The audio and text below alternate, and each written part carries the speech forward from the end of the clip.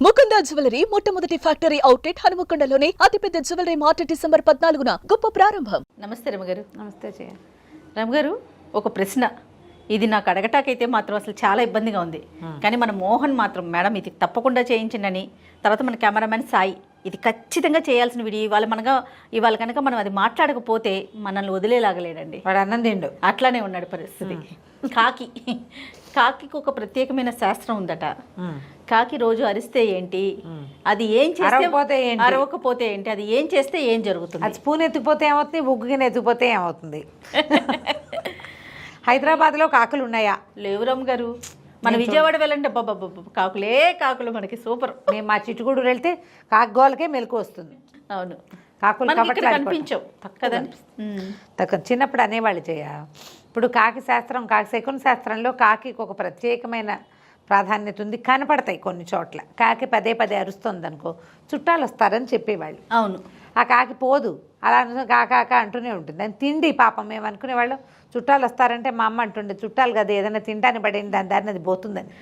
తింటాని పడేస్తే అది మర్నాడు మళ్ళీ వచ్చి నుంచునేది అదే టైంకి, మళ్ళీ పెడతారని.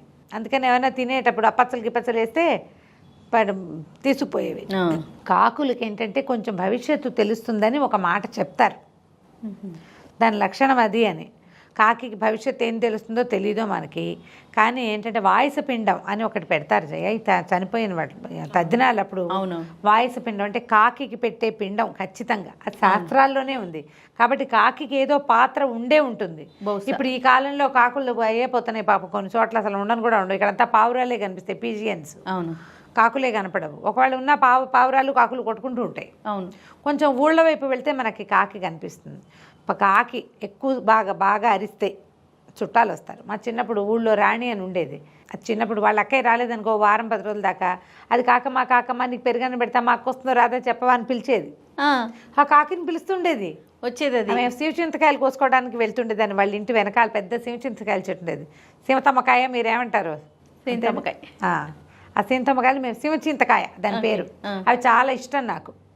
అవి కోసుకోవడానికి వెళ్తే అది నేను ఆడుకుంటుండేవాళ్ళ. పెద్దదే నాకంటే, కానీ మా ఇద్దరికి కొంచెం కబుర్లు ఉండేవి. అది పిలుస్తుండేది కాకిని, కాకమ్మ పెరుగన్నం పెడతాను, ఒక ముద్ద పెడతా, ఇలా పిలిచేది అనమాట. మాకు వస్తుందో రాదో చూడని. అది అలా అడిగితే అది ఏం చెప్తుందో నాకు అర్థమై వచ్చేది కదా, దాని తెలివేమిటో. ఇదేమిటో ఒక కాకిని పిలుస్తోంది అనుకునేవారా? కాకితో మాట్లాడుతోంది అనుకునేదాన్ని. ఇంటికెళ్ళి కాకితో మాట్లాడుతుందంటే మనకి ఎందుకే చుట్టాలు అని మా చిన్నకై నాకు చూడుతుండేది. మనకి చాలా ఉన్నవాళ్ళు అంతా ఇక్కడే ఉన్నాయి కదా. ఇప్పుడు అది అలాంటిది ఒక నమ్మకం ఊళ్ళల్లో ఖచ్చితంగా ఇది వరకు ఉండేది. అయితే ఎవరైనా మరణించినప్పుడు వాయసు పిండం పెడతారు. కాకులు ఆ పిండాన్ని తీసుకెళ్ళాలని. ఈ జీవుడికి ఏదైనా కోరిక ఉండిపోతే, ఏదైనా దోషం జరిగితే, వాళ్ళకి బాధగా ఆ జీవాత్మకి బాధ కలిగించే విషయం ఏదైనా ఈ విషయాలు జరిగితే, లేదా వాళ్ళకి ఏదైనా బెంగతో మరణిస్తే, వీళ్ళు వచ్చిన వాళ్ళందరూ ఒక మంచి మాట చెప్తే మేము బాగా చూసుకుంటామనో, మేము ఇంకేం పొరపాటు చేయమనో అని చెప్పేదాకా కాకి వచ్చి పిండాన్ని తీసుకెళ్ళదని చాలా గట్టిగా నమ్ముతారు. కాకి పిండం పెట్టడం, కాకి వాయస పిండం వినుంటావుగా పేరు. ప్రతిరోజు అన్నం తినేటప్పుడు ఒక ముద్దని పెట్టడం. ఒక జీవికి ఆహారాన్ని ఇవ్వడం అనిపిస్తుంది. అయితే ఇవైనా శాస్త్రం ప్రకారం ఉన్నాయేమో. ఏమంటారంటే ఇంటి నడికొప్పు మీద కనుక వాలితే కాకి మేలు జరుగుతుంది. కాకులు వాలకుండా ఎలా ఉంటే అవి ఎక్కడో చోట నుంచోవాలి. నడికొప్పు మీద అంటే ఇప్పుడు మనకి నడికొప్పులు ఏమైనా అపార్ట్మెంట్లలో ఏమీ లేవు. ఇదివరకు ఇట్లా చూరిళ్ళు ఉండేవి, ఇట్లా పాకలు. ఈ పైకుండి పూరిళ్ళు, ఈ పైకుంటే ఈ కొప్పు మీద పై భాగాన అగ్రభాగాన ఉండేవి. వాలితే అక్కడ వీళ్ళకి మంచి జరుగుతుందని.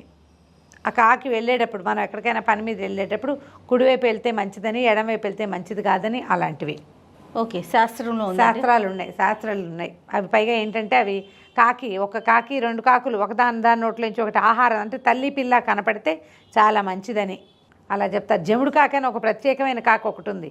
ఈ కాకుల్లోనే జముడు కాకి అంటారు దాన్ని. దానికి వెనకాల భాగం ఇప్పుడు కాకి ఇట్లా నల్లగా ఉంటుంది, దానికి ఆ రెక్కల్లో ఒక రకమైన రస్ట్ కలర్ ఉంటుంది. ఎవరికైనా తెలుసా జముడు కాకి? తెలియదు, నాకైతే తెలియదు. మరి సాయి కూడా తెలియదు, పల్లెటూరైనా సరే నాకు తెలుసు. ఆ జముడు కాకి కనపడితే కోరిన కోరిక తీరుతుందని చెప్తారు. శుభం జముడు కాకి కనపడితే. మామూలుగా బొంతకాకి అలాంటి పేర్లు ఉంటాయి కదా. ఈ జముడు కాకి అనేది ఒక ప్రత్యేకమైనది. కాకిలాగానే అది కనుగుడ్డు ఎర్రగా కనపడుతుంది. అది తక్కువ కనిపిస్తుంది మనుషులకి. ఓకే, గుడ్లు కూడా తక్కువ పెడుతుందట. ప్రత్యేక చెప్తారు అట్లా.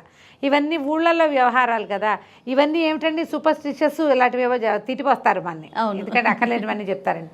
ఇందులో భయపడడానికి బెంగపెట్టుకోవడానికి ఏమీ లేదు. నీకు నమ్మకం ఉంటే చేస్తావు అంతే. నువ్వు కాకో ముద్ద పెట్టు అంటే బాగానే ఉంది, మంచి విషయం కాదు. కాకులు వచ్చి బిస్కెట్లు తినే వీడియోలు కూడా కనపడుతుంటాయి ఫేస్బుక్లో. బిస్కెట్ పెడుతుంది ఆవిడ, రోజు వచ్చి ఆ కాకి ఎక్కడ కూర్చుంటుంది. నాకు తెలుసు, మేము బరగా అపచ్చలు వేస్తే ఎండాకాలం సాయంకాలం ఏవో ఒకటి చేసి పెట్టేవాళ్ళు మా వాళ్ళు. ఆ టైంకి వేస్తే ఎవ్రీడే ఆ టైంకి 3 4 వచ్చి కూర్చునేవి. పిల్లల చేతుల్లో కూడా పట్టుకుపోతుండేవి.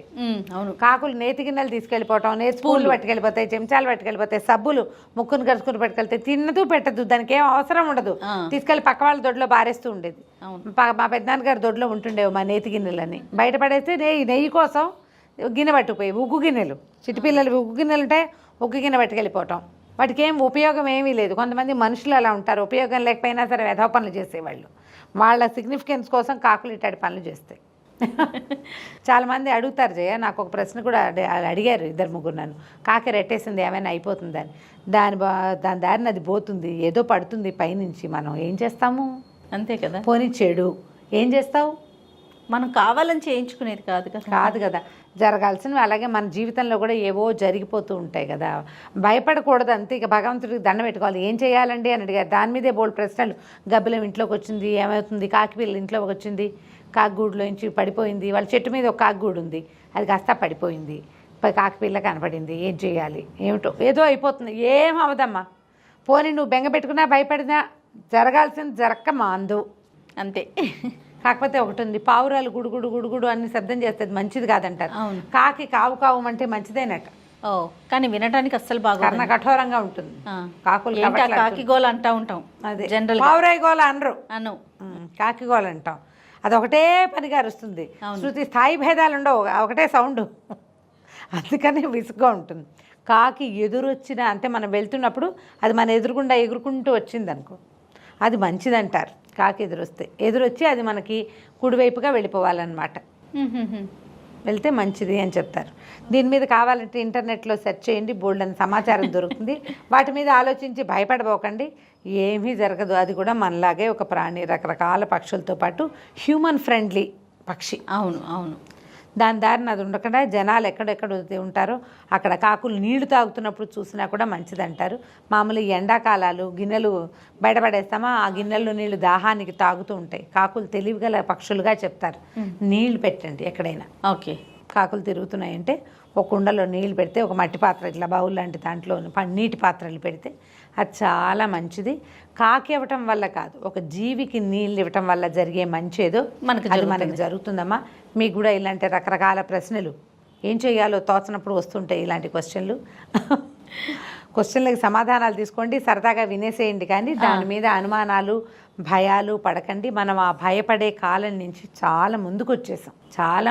అవును రమ్మగారు, అవును. కాబట్టి ముందుకు వేయండి అడుగు, వెనకడుగులు వేయబోకండి. అనవసరమైన భయాలకి లోన్ కాబోకండి. అపశకునమని అదని ఏమి అనుకోవద్దు. అంతే. శకునాలు ఉన్నాయి, అలాగే లేవు కూడా. ఎంతవరకు తీసుకోవాలో అంతవరకు తీసుకోండి, మనకు అవసరమైనంత. భయపడేంత మాత్రం తీసుకోవద్దు ఏది కూడా. అంత భయాన్ని పెంపొందించేసుకుని దాన్ని పెంచేసుకుని దాని మీద ఆలోచించి దాని గురించే మాట్లాడి అమ్మో కాకి వస్తే మా పని అవ్వదు కాబట్టి సమీపంలో ఒక్క కాకిని కూడా బతకనివ్వకూడదు అనుకునే ఇలాంటి ధోరణి మంచిది కాదు. అవును, మంచిదే కాదు. మన చిన్నప్పుడు చేసే పనులు చెప్తాను జయ, నాకు ఇప్పుడు గుర్తొచ్చింది. ఈ కాకులు విపరీతంగా ఒడియాలు పెట్టేవాళ్ళం ఎండాకాలం. ఈ కాకులు వచ్చేస్తాయని ఏం చేసేవాళ్ళం, ఈ దీపావళి టపాకాయ ఢామ్ ఢామ్ అని 2 సార్లు పేలిస్తే రాకుండా ఉండేవి. అక్కడి నుంచి అది ఉండేది పంగల్కర్ర, క్యాటర్ బాలో ఏదో అంటారు, అలాంటిది దాని పేరు గుర్తు. ఇట్లా వేస్తాం. ఆ పంగల్కర్ర పెట్టి కొట్టేవాళ్ళం. ఉండేలు బద్ద అంటారు, పంగల్కర్ర అంటారు. దాంతోపాటు కొట్టేవాళ్ళం. ఒక కాకి తగిలింది అనుకో, కొంతసేపు కొన్ని గంటల వరకు కాకులు వచ్చేవి కదా కొడుతున్నారని. అవును. ఈ ఢామ్ అనిపిస్తే వచ్చేవి కాదు. లేదా కాకులు 4 కాకీకల్ని కట్టి ఓ చోట వేళ్లాడేస్తే ఇక్కడ కాకి చచ్చిపోతుందన్న భయంతో అవి రాకుండా ఉండేవి. ఏం చేస్తాం, మనకు అప్పుడు మిరపకాయలు ఎండబెట్టేవాళ్ళం, కాకులు వచ్చి ఒడియాలు పెట్టేవాళ్ళం, మాగాయ ముక్కలు, పప్పులు ఎండబెట్టుకుంటే మరి కాకులు తొందరగా పైగా వస్తే గుంపులుగా వచ్చేసేసి ఒక కాకి పట్టిందంటే కాదు వదిలిపెట్టేదే కాదు. అవును. మా వాకిట్లో ఒక్కాకే తిరుగుతుండేది. మా అమ్మ వచ్చావు అంటుండేది దాన్ని. పెరుగు మజ్జిగ చిలికితే ముద్దలు, పెరుగు ముద్దలు కానీ చిన్న వెన్న ముద్దలు కానీ చుట్టూతా పడతాయి కదా, అది వచ్చి అక్కడ కూర్చొని జాగ్రత్తగా ముక్కు పక్కకు పెట్టి ఆ వెన్న ముద్దలు ఏరుకుని తింటుండేది.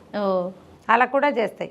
పాలగిన్నెలు పెడితే పాలు మీగడ లాక్కుపోవటం ఆ, పాలగిన్నె మీద నుంచి ఏవేవో చేసేవి పాపం. ఇప్పుడు అంత ఎక్కువగా లేవు, మా వాళ్ళ ఇళ్లలో కూడా కొంచెం తక్కువగానే ఉన్నాయి. పాపం వాటికి ఫుడ్ దొరకట్లేదు. ఏదైనా ఒక పక్షికి అన్నం పెట్టడం మంచిది. మామూలుగా మనం కంచంలో కలుపుకున్నప్పుడు మొదటి ముద్ద తీసి పక్కన పెట్టే పద్ధతి ఉంటుంది ఇంట్లో పెద్దవాళ్ళ కోసం. ఆ ముద్దను బయట పెట్టి అది కాకి తీసుకెళ్తే మన పెద్దవాళ్ళు మన ఎందుకు కరుణతోటి ప్రీతితోటి ఉన్నారని నమ్మేవాళ్ళు. ఇప్పుడు ముద్ద పక్కన పెట్టేవాళ్ళు ఉన్నారు. మేము ముద్దను పిల్లి తింటుందో కాకి తింటుందో చూసుకోండి. అంతే. నమస్తే రమ్య. నమస్తే చేయండి.